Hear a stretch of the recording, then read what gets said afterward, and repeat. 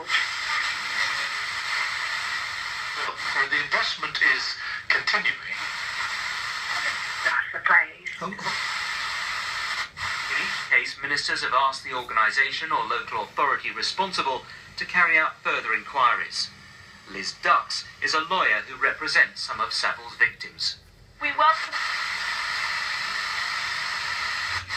Records, I think that's more than anything else ever, is that right? I really wouldn't know. I mean, if anyone want to buy one.